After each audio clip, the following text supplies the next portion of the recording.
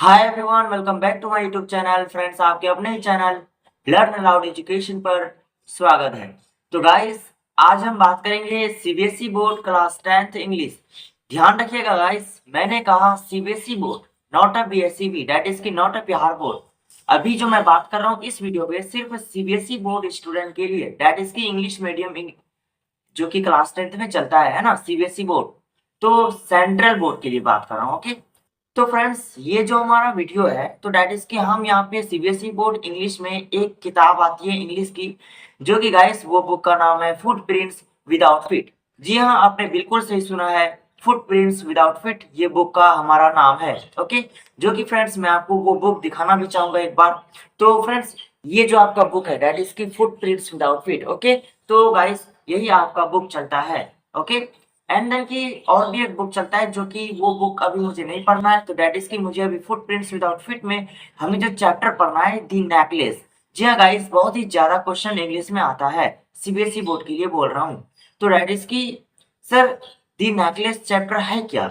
Necklace हमें समझ में आ रहा है कि नेकलेस जो कि गर्ल्स लेडीज वगैरह नहीं होता है, जो कि गले में पहनता है, दैट इज नेकलेस। यही तो होता है नेकलेस, ओके।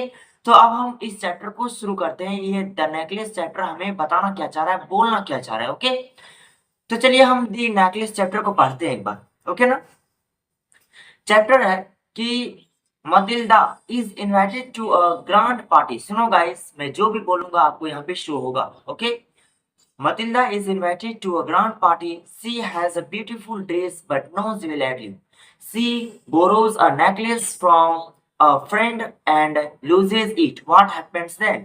That is कि फ्रेंड्स यहाँ पे बोल रहा है कि मैटिल्डा को एक ग्रांड पार्टी में आमंत्रित किया जाता है, दैट इज की दावत दिया जाता है मैटिल्डा को, ओके।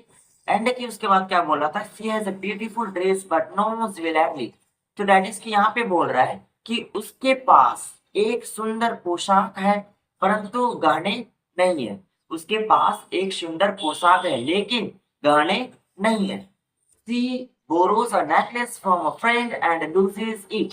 तो डैट इज की यहाँ पे बोला जा रहा है कि वह एक दोस्त से नेकलेस मांगती है ना, और उसे मतलब खो देती है। डैट इज की उस नेकलेस को क्या करती है, खो देती है, ओके। एंड देन की लास्ट में कि व्हाट हैपेंस देन। तो डैट इज की यहाँ पे बोल रहा है कि फिर क्या होता है, फिर क्या होता है, व्हाट हैपेंस देन, फिर क्या होता है। तो दैट इज की सुनो, दी नेकलेस चैप्टर में हमने अब तक जो दैट इज की समरी, दैट इज की मिड पॉइंट अगर मैं बात करूं, तो यहाँ पे हमने क्या देखा कि मैटिल्डा को एक ग्रांड पार्टी में मतलब दावत देता है, आमंत्रित देता है, जो कि वो जाता भी है, लेकिन सुंदर पोशाक पहन के, पोशाक बोले तो कपड़े पहन करके, ओके। लेकिन जाता तो है, लेकिन उसके पास गहने नहीं होते, जो कि ज्वेलरी नहीं होते, गहने जो कि जेवर गहने जो होते हैं वो उसके पास नहीं होते, लेकिन पोशाक होते हैं। और क्या होता है कि वो अपने एक दोस्त से क्या करते हैं, नेकलेस मांग लेते हैं, जो कि गले में पहनते हैं ना लेडीज वगैरह। तो डैट इज की वो गहने अपने दोस्त से पहचा मांगते हैं, ओके। पहचा मांगने के बाद तो फिर क्या हो जाता है कि वो उस नेकलेस को खो देता है। तो फिर इस कहानी में क्या होता है, सोचो ना क्या होगा। किसी का गहने लिया, डैट इज कि किसी के पास अपना नेकलेस जब तक के लिए लिया पहनने के लिए, लेकिन वो नेकलेस खो दिया, बहुत महंगी। अब खो दिया तो अब क्या होगा, इस चैप्टर में जो भी होगा बहुत ही इंटरेस्टिंग के साथ होने वाला है। आप दी नेकलेस चैप्टर को बने रहिए, दैट इज की पढ़ते रहिए इंटरेस्टिंग के साथ, क्योंकि गाइस दी नेकलेस चैप्टर से बहुत सारे सवाल आपके सीबीएसई बोर्ड, सेंट्रल बोर्ड में, ऑल ओवर द इंडिया जो बोर्ड होता है ना, सेंट्रल बोर्ड ऑफ एजुकेशन वाला एग्जाम 10th की, तो उसमें पूरे की पूरे दैट इज की दी नेकलेस चैप्टर से लगभग क्वेश्चन आपको बहुत ही अच्छे तरीके से पूछे जाते हैं, ओके। अब हम शुरू करते हैं। आपको जो पैराग्राफ यहाँ पे दिख रहा होगा, फर्स्ट पैराग्राफ यहाँ पे आपको शो कर रहा होगा, शो कर रहा है ना, कर रहा होगा। अब आपका पैराग्राफ है, she was one of those pretty young ladies born as if through an error of destiny, है ना, sorry, destiny into a family of clerks, okay. तो दैट इज यहाँ पे क्या बोल रहा है, वह उन सुंदर युवा महिलाओं में से एक थी, है ना। वह उन सुंदर मतलब युवा महिलाओं में से एक थी, यंग वाला, है ना। अब बोल रहा है क्या, born as if through an error of destiny into a family of clerks. अब सुनो मेरी बात ध्यान से, यहाँ पे बोल रहा है कि जो भाग्य की गलती से क्लर्क परिवार से मतलब जन्मी थी, okay. That is see guys, यहाँ पे बोल रहा है she was one of those pretty young ladies born as if through an error of destiny into family of clerks. That is कि वह उन सुंदर युवा महिलाओं में से एक थी जो मतलब भाग्य की गलती से कलर का परिवार में मतलब जन्मी थी, पैदा हुई थी। ओके, अब बोल रहा है क्या, she had no glory, no hopes, no means of becoming, no loved and married by a man either rich or distinguished। अब यहाँ पे बोल रहा है कि उसके पास ना कोई दहेज था, ना ही आशाएं, ना ही मतलब विख्यात थी। ओके, बनने मतलब प्यार पाने तथा किसी मतलब धनी अथवा प्रतिष्ठित व्यक्ति से विवाह कर पाने का साधन। तो क्या आप समझ पा रहे हैं मैं क्या बोलना चाह रहा हूँ? यहाँ पे बोल रहा है कि ना तो उसके पास क्या था, मतलब कोई दहेज था, ना ही मतलब आशाएं थी, ना ही प्यार थी, ना ही जिज्ञासा थी। तो डैट इज की यहाँ पे मैं यही बोलना चाह रहा हूँ। ओके, प्रतिष्ठित व्यक्ति से विवाह कर पाने का साधन। अब सुनो, यहाँ पे बोल रहा है कि she allowed herself to marry a pretty clerk in the क्या है, कहाँ गया यार, in the हाँ, in the office of the board of education। she was simple but she was unhappy। that is कि यहाँ पे बोल रहा है कि इसलिए उसने एक मतलब तुच्छ क्लर्क से विवाह करना स्वीकार कर लिया। तुच्छ क्लर्क से मतलब शादी करना स्वीकार कर लिया, एक्सेप्ट कर लिया, जो शिक्षा विभाग कार्यालय में कार्यरत था, जो कि शिक्षा विभाग में क्या था, मतलब वहां पे काम वगैरह करते थे, कार्यालय था। ओके, और वह सीधी थी पर दुखी रहने लगी। क्या समझ आ रहा है? समझ आ रहा है क्या? समझ आ रहा होगा। अब सुनो, she suffered incessantly, feeling herself born for all delicacies है ना and luxuries। she suffered from the poverty of her apartment, the shabby walls and the worn chairs। okay, all these things उसके बाद क्या है, tortured and angered her।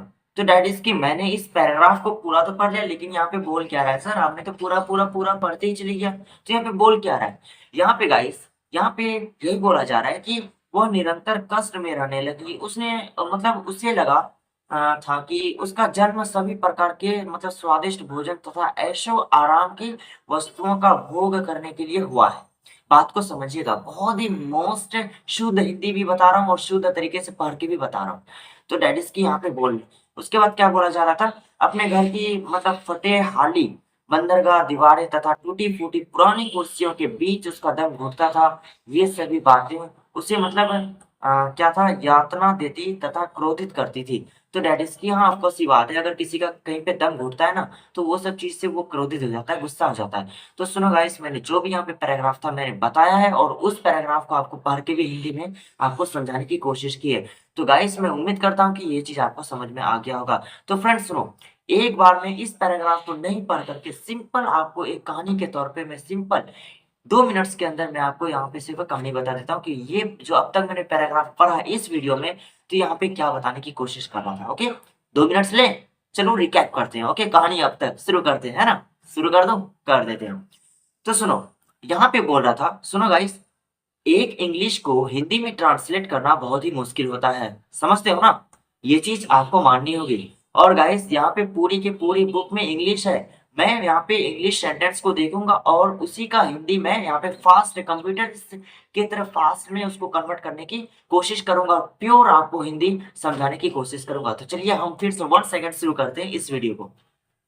चलिए यहाँ पे क्या बोल रहा था, simple, she was one of those pretty से मैं शुरू कर रहा हूँ गाइस। इसको बिल्कुल हिंदी ट्रांसलेट में चेंज कर दूंगा और आपको कहानी पूरा शुद्ध हिंदी आपको समझ में आने वाला है। ओके, यहाँ पे बोल रहा है, वह उन सुंदर युवा महिलाओं में से एक थी जो भाग्य की गलती से कलर का परिवार में जन्मी थी। सुनो, मैं हिंदी बोल रहा हूँ, आपको इंग्लिश ट्रांसलेट पैराग्राफ को मिलाना है। ओके, अब उसके पास था, उसके बाद क्या था, उसके पास ना कोई दहेज था, ना ही आशाएं, ना ही विख्यात बनने, प्यार पाने तथा किसी धनी अथवा प्रतिष्ठित व्यक्ति से विवाह कर पाने का साधन।